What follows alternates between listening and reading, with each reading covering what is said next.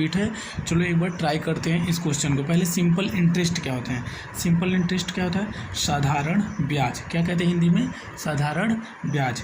जो आप कोई अमाउंट पे, किसी रेट पे, किसी समय के लिए किसी को ब्याज देते हैं, वही होता है सिंपल इंटरेस्ट। सिंपल इंटरेस्ट होता है कि वह सिर्फ आपके प्रिंसिपल पे ही ब्याज लगता है। जैसे एसआई का मतलब क्या हो गया? Simple interest. पी की मतलब क्या होती है इसमें? ये सिंपल इंटरेस्ट का फार्मूला क्या होता है? P into R into T by 100। 100 क्यों है? क्योंकि रेट जो होता है वो परसेंट में होता है, इसीलिए 100 नीचे। तो सिंपल इंटरेस्ट का फार्मूला क्या है? P into R into T by 100, जहाँ पे पी जो है वह है प्रिंसिपल। क्या है? प्रिंसिपल। और हमारे पास आर जो है वो क्या है? रेट। और जो टी है वो क्या है? टाइम। क्या है? टाइम। और 100 तो बोले रेट के लिए 100 लगा हुआ है। ठीक है, आपके पास एसआई का ये फार्मूला है। क्या है? P into R into T. Simple interest देखो, ब्याज जो लगता है, ब्याज तो जानते हो, कोई 4000 रुपये ले लिया आप किसी से, 2% के हिसाब से 2 साल में कितना हो जाएगा, इससे आप आसानी से निकाल सकते हैं। लेकिन चलिए कुछ मोस्ट इंपॉर्टेंट क्वेश्चन देखते हैं जो कई बार एग्जाम में पूछा गया है। जैसे first question, at what rate percent per annum will a sum of money double in 8 years. क्या बोला कि किस रेट पे कोई प्रिंसिपल अपने का डबल हो जाता है 8 साल में, वो रेट बताइए। आपको इसमें क्या निकालना है? रेट।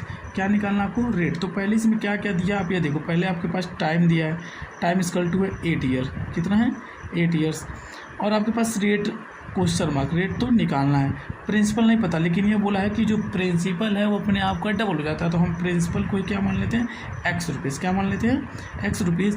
और जो अमाउंट होगा, अमाउंट वो क्या हो जाएगा? 2x, क्योंकि बोला है अपने का डबल हो जाता है, मतलब जो प्रिंसिपल है वो डबल हो जाता है सिंपल इंटरेस्ट लेके। तो आप पहले जान लो अमाउंट क्या होता है। अमाउंट इक्वल टू होता है प्रिंसिपल प्लस एसआई। मतलब जब अपने प्रिंसिपल में हम एसआई को ऐड करते हैं, मतलब सिंपल इंटरेस्ट को ऐड करते हैं, तो हमारे पास अमाउंट आ जाता है। क्या आ जाता है? अमाउंट। तो इसीलिए अमाउंट बराबर प्रिंसिपल प्लस एसआई, मतलब जो हमारे यहाँ अमाउंट है वो प्रिंसिपल भी है और इसके अंदर एसआई भी ऐड है, क्योंकि प्रिंसिपल का डबल हो जाता है इंटरेस्ट मिला के। तो आप बताइए हमारे पास एसआई क्या आ जाएगा? एसआई क्या हो जाएगा? वो हो जाएगा अमाउंट माइनस प्रिंसिपल, क्योंकि जब एसआई निकालेंगे तो अमाउंट में से प्रिंसिपल घटाएंगे तो हमारे पास एसआई आ जाएगा।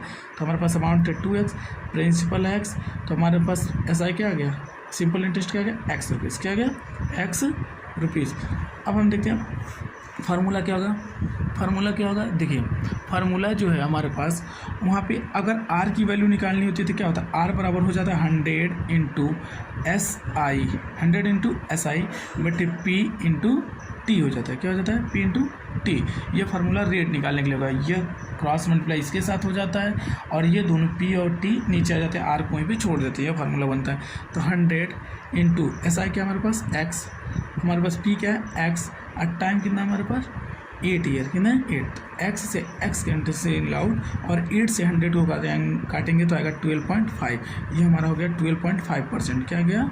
12.5%। ये इस रेट पे आपको देंगे तो आपका प्रिंसिपल 8 साल में अपने का डबल हो जाएगा। ठीक है, अब नेक्स्ट क्वेश्चन देखते हैं। नेक्स्ट क्वेश्चन क्या कह रहा है बाबू? नेक्स्ट क्वेश्चन क्या कह रहा है आपको पढ़िए। A sum of money at simple interest amount to raise 815 in 3 years and to raise 854 in 4 year। कोई प्रिंसिपल है, कोई आपके पास प्रिंसिपल है जो 3 साल में 815 हो जा रहा है। क्या हो जा रहा है? 3 साल में 815 और 4 साल में 854 रुपीज़ हो रहा है, मतलब 815 और 854 हो जा रहा है। 815 हो रहा है 3 ईयर में, 854 हो रहा है 4 ईयर में। तो 10 सम, तो प्रिंसिपल क्या होगा? तो पहले आप ये जान लो कि 3 साल, आप ये बताओ सिंपल इंटरेस्ट हमेशा सेम आता है, चाहे 10 साल का निकालो या 5 साल का, मतलब सेम आता है। हर साल सेम इंटरेस्ट लगता है, हर साल का उतना ही लगेगा। 1 साल का जितना इंटरेस्ट आएगा अगले 1 साल का भी वही आने वाला है इंटरेस्ट। ठीक है, अब हम आपको बताते हैं कि जैसे अब देखिए इसको कैसे आप करेंगे। आप जानते हैं कि 10 क्या हो जाएगा? पहले आपको क्या क्या दिया गया वो देखिए। आपके पास अमाउंट दिया पहले 815, कितने साल का है यह? 815।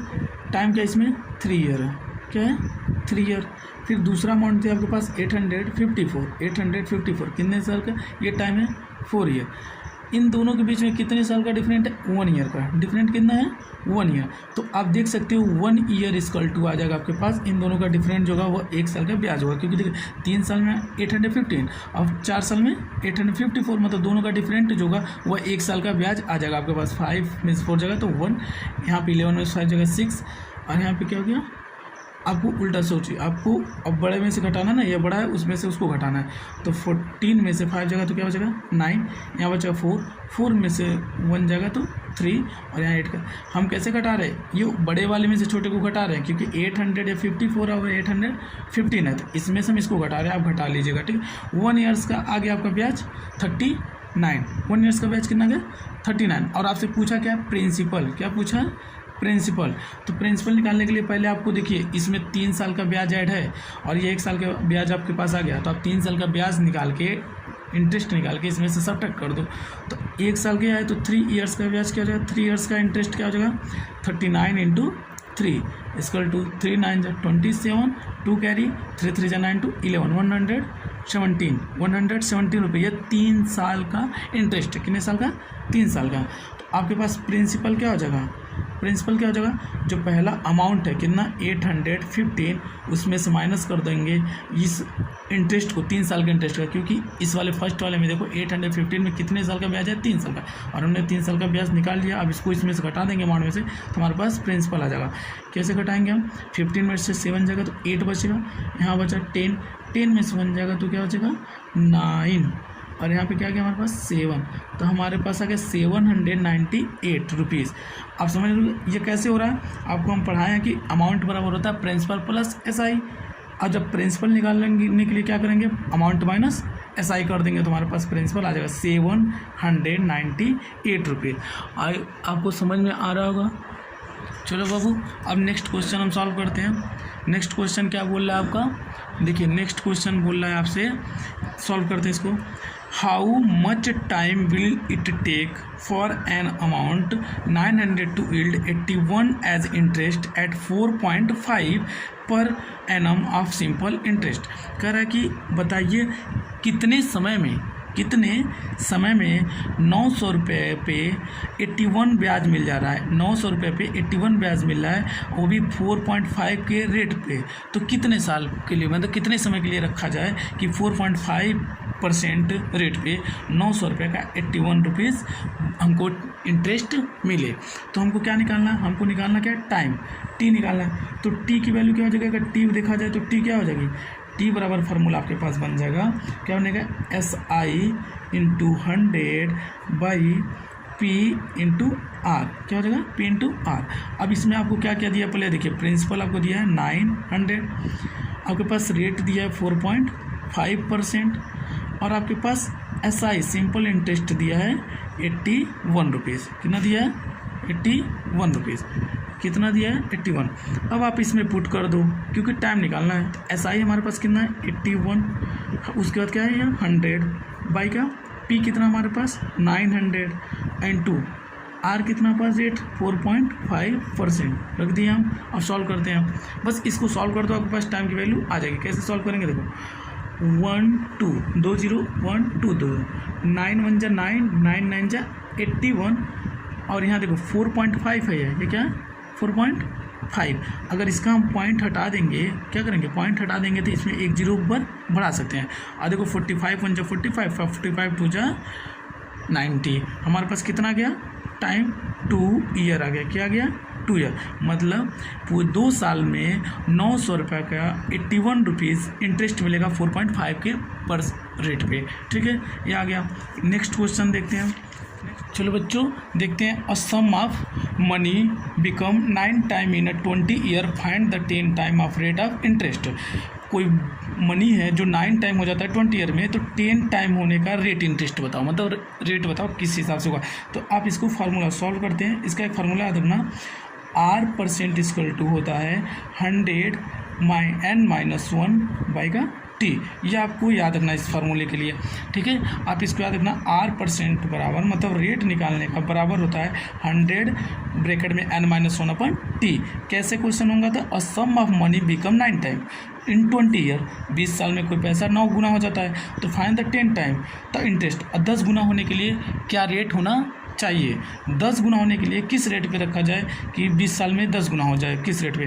तो आपको क्या करेंगे, 100 n क्या है हमारे पास, n जो है नंबर ऑफ टाइम जो दिया हुआ है, n-1 स्क्वायर बाई टी क्या है हमारे पास टाइम, ये 20 ईयर्स, ये वाला 20 ईयर्स। देखो जो 9n बराबर होता है, जो 9 टाइम अमाउंट हो रहा है उसको n की जगह पे रखते हैं, और जो 20 ईयर्स दिया है वो टाइम की जगह रखते हैं। बाकी 100 R² इक्वल टू, अब इसको सॉल्व करोगे आपके पास आएगा 100 इंटू 8, क्योंकि 9-1 8/20, और 20 से इसको काटोगे 5, और 5 8 जा 40, क्या हो गया 40%। ये देखो या आपके पास 1% है, एक गुना होने के मतलब 1 टाइम होने के लिए 40%, 1 टाइम होने के लिए 40%। आपको कितना टाइम करना है, 10 टाइम, तो 10 time equal to 40% into 10 equal to आपके पास आ गया 400%। जब आप किसी अमाउंट को 400% पे दोगे तब 10 गुना होगा 20 साल में। कितना देना पड़ेगा आपको, 10 गुना करने के लिए आपको 400% का ब्याज लगाना पड़ेगा किसी अमाउंट पे, तब जाके आपका होगा कितना, 10 गुना। और यह आप ये जो निकाले 40% वो 1 गुना कर ले 1 टाइम के लिए, और ये हो गया 10 टाइम के लिए। आप इससे 1 गुना करने के लिए फार्मूला आता है 1 गुना, मतलब 1 टाइम निकालने के लिए। उसके बाद आप जो 1 टाइम का आ जाएगा उससे आप 10 टाइम या 100 टाइम या 5 टाइम जिससे भी मल्टीप्लाई करेंगे उतने टाइम का हो जाएगा। I hope you understand questions. Please subscribe करें, लाइक करें। आपके लिए नेक्स्ट वीडियो के लिए बेल आइकन भी दबाएँ।